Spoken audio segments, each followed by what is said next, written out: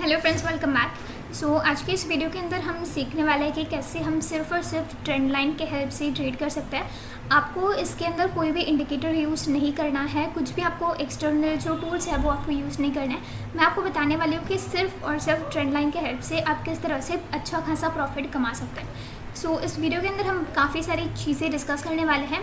सबसे पहले कि आपको जो ट्रेंड लाइन बनानी है वो कौन से बेसिस पर बनानी होगी, क्योंकि हर दिन जो है वो सारे कैंडल्स इक्वल नहीं होता है। तो हमें एक ऐसा स्टैंडर्डाइज रूल नहीं बनाना है और हम नहीं बना सकते हैं, क्योंकि हर दिन का जो मूवमेंट है वो अलग अलग होती है। हमें ऐसा एक ही रूल नहीं बनाना है, लेकिन हम अलग अलग कंडीशंस देखेंगे कि किस में हम कैसे जो है वो ट्रेंड लाइन बना रहे हैं। दूसरी चीज़ ये है कि आपको रिस्क रिवॉर्ड कितना रखना है सारी सिचुएशंस के अंदर, वो भी डिफ़र करता है। तो आपको वो भी देखेंगे हम कैसे होगा।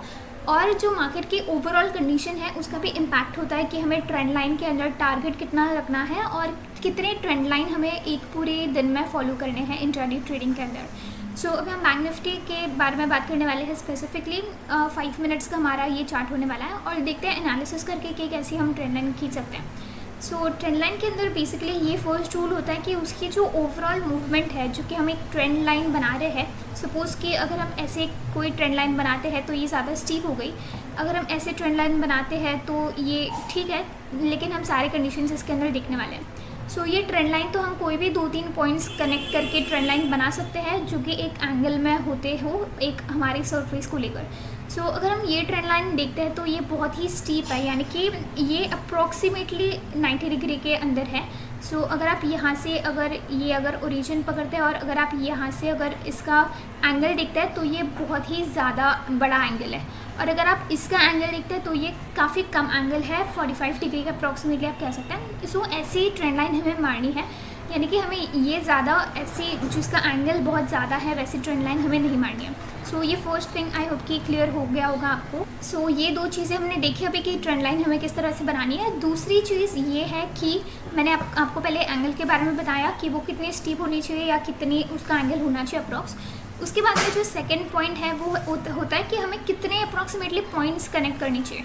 ये डिपेंड करता है आपकी ट्रेंड लाइन कैसे बन रही है। फॉर इंस्टेंस यहाँ पर हमारे एज सच जो कैंडल्स हैं वो लगातार है और 3-4 कैंडल्स यहाँ पर आप टच होते हुए दिख रहे हैं। यहाँ पर हमारा ब्रेकडाउन हो गया, लेकिन अगर आप यहाँ देखते हैं तो यहाँ सिर्फ ये फर्स्ट और ये सेकंड और ये थर्ड, ये तीनों का जो लो है वो यहाँ पर टच हो रहा है। यहाँ 3 कैंडल्स हमारे टच हो रहे हैं और फिर यहाँ पर ब्रेकडाउन हो रहा है, लेकिन ये पूरा दिन साइडवेज हो गया।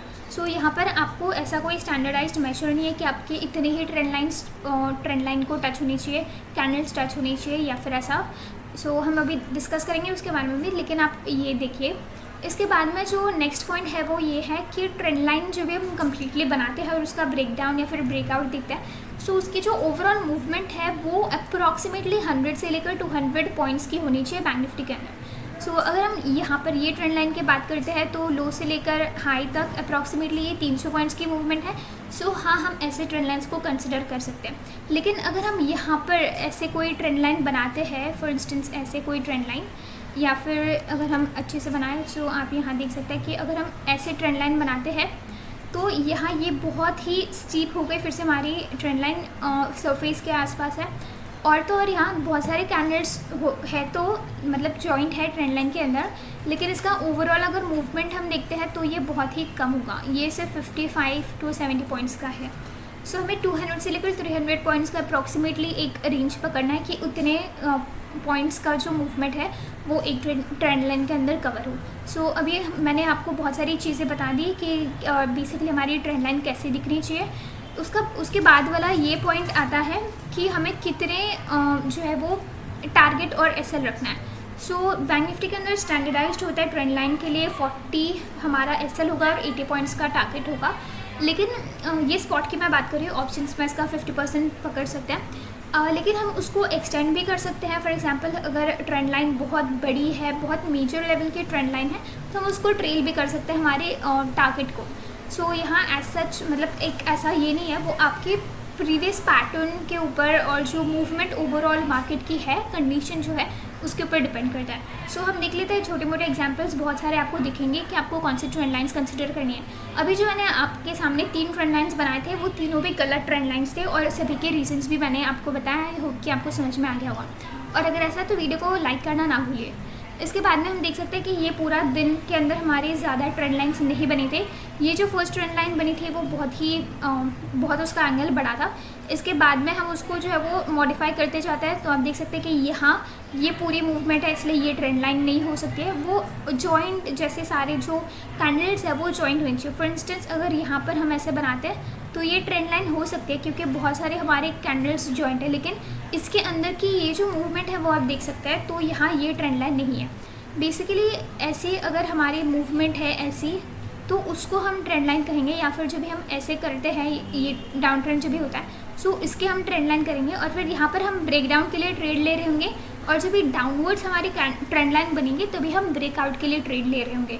सो आई होप कि आपको ये समझा होगा। ये तीनों भी जो ट्रेंड लाइन्स है वो गलत है। इसके बाद में जो है वो सिंपली मार्केट साइडवेज था और एक ही रेंज के अंदर था। तो यहाँ बॉक्स जब भी ये बनाता है रेंज बाउंड होता है, तो हमारी ट्रेंड लाइन उस बॉक्स में नहीं बनती है।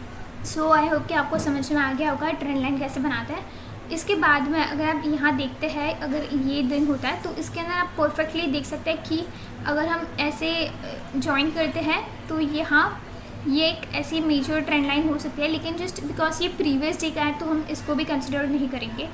और यहाँ तो उसके बाद में तो एक ये बॉक्स जैसा पैटर्न है, तो इसके अंदर भी हमारी ट्रेंड लाइन नहीं बनती है।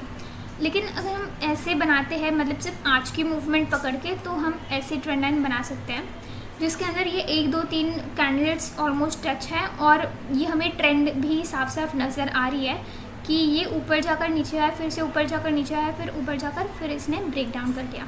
सो यहाँ हमारा ट्रेड जा सकता है सेलिंग के लिए। टारगेट और एसएल मैंने आपको बताया, तो हम वैसे सेट कर सकते हैं आसानी से। उसके बाद में जो है वो हमारी अपवर्ड्स के लिए ये परफेक्ट हम ट्रेंड लाइन यहाँ बना सकते हैं। सो आप देख सकते हैं कि अगर हमने ऐसे ट्रेंड लाइन बनाई है, सो यहाँ पर बहुत सारे कैंडल्स मीटअप हो रहे हैं, लेकिन आपकी ये पूरी लेट एंट्री होने के बजाय आप जो है वो यहाँ से भी एंट्री कर सकते हैं। इसके अंदर भी अगर आप देखते हैं परफेक्टली बनाकर, तो यहाँ बहुत सारे हमारे कैंडल्स टच होते हैं और फिर यहाँ पर बाइंग के लिए ट्रेड मिलता है। इसके बाद ये जो कैंडल ऐसे जो मूवमेंट है वो भी हम कैप्चर कर सकते हैं हमारे डाउन जो अपवर्ड्स की मूवमेंट है उसका ब्रेक डाउन होने के बाद। सो हमारी यहाँ पर ट्रेड जाएगा। सो ये पूरा जो है वो हम कैप्चर कर सकते हैं। सो ऐसे छोटा छोटा आपको देखना है। इसके बाद अगर हम इसको ऐसा भी बनाते हैं तो ये हमारा एक चैनल हो गया। इसके बाद इसको भी अगर हम नीचे लेते हैं तो आप देख सकते हैं कि ये भी हमारा ऑलमोस्ट एक ऐसा चैनल हो गया, जिसके अंदर हमें पूरी मार्केट की ट्रेंड समझ में आ रही है कि ये किस तरह से ऊपर नीचे करके फिर ब्रेकआउट दे रहा है या फिर ब्रेक डाउन दे रहा है। सो आई होप कि आपको ये समझा होगा कि कैसे चैनल के बाद ब्रेकआउट या फिर ब्रेक डाउन हमें देखना है। सो ऐसे ही सारे ट्रेड्स हम लेंगे। जैसे अगर हम और भी कैंडल्स की बात करते हैं, सो आप देख सकते हैं कि यहाँ ये एक परफेक्ट ट्रेंड लाइन हमारा यहाँ पर बना है। सो आपको ओवरऑल मूवमेंट भी देखनी है और फिर पूरा जो भी सभी के लोज जो भी कट डाउन होंगे तभी हमें जो है वो ट्रेड लेना है। सो यहाँ इस केस में यहाँ हमारा इसके लेवल के आसपास हमारा ट्रेड जाएगा। और अगर हम यहाँ एसएल और टारगेट भी लगा कर देखते हैं तो ये बहुत ही ज़्यादा, अगर हम 80 और 160 का भी करते हैं क्योंकि ये ट्रेंड बहुत ज़्यादा बड़ी थी। सो जब भी ऐसे बड़े ट्रेंड्स होते हैं, ट्रेंड लाइन जब भी हमारी बहुत मेजर होती है, तभी हम उसके अंदर जो टारगेट है वो भी ज़्यादा ले सकते हैं, एक्सपेक्ट कर सकते हैं और ट्रेल भी कर सकते हैं। सो इस केस में आप देख सकते हैं कि यहाँ पर ये जो ट्रेंड लाइन की टोटल मूवमेंट थी वो अप्रॉक्स 500 पॉइंट्स की थी। तो इसकी वजह से हमारा एटलीस्ट जो है वो इसका 50% का टारगेट होना चाहिए। सो ऐसे हम ट्रेंड लाइन्स बनाते हैं। इसके बाद में आप देख सकते हैं कि यहाँ फिर से हमारी सेलिंग के लिए ट्रेंड लाइन बनी है। बाइंग के लिए ये कैंडल बहुत बीच में बड़ी बनी, इसलिए ये ट्रेंड लाइन एज सच नहीं है, लेकिन अगर आप बनाते हैं तो ऐसे आपके ट्रेंड लाइन बन सकती है।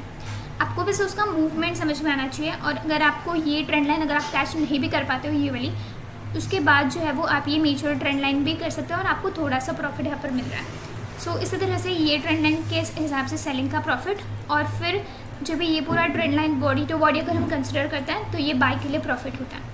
सो इस तरह से आपको देखना है कि ये चैनल तो नहीं बन रहा है या फिर एक हमारी ट्रेंड तो हमें नहीं दिखती है। अगर ऐसा है तो तुरंत उसका ब्रेकआउट या फिर ब्रेक डाउन होने के बाद हमें ट्रेड लेना है। सो आई होप कि आपको समझ में आ गया होगा कि कैसे हम ट्रेंड लाइंस बनाते हैं। ये बहुत ही स्मूथ सिंपल प्रोसेस होता है। आपको बस समझना है कि मार्केट कौन से डायरेक्शन में कंटिन्यूसली मूव अप या फिर मूव डाउन कर रहा है, और फिर उसके अपोजिट डायरेक्शन के लिए हम हमेशा टारगेट करते हैं। सो आई होप कि आपको ये समझ में आ गया होगा। बहुत ही सिंपल लॉजिक था इसके पीछे।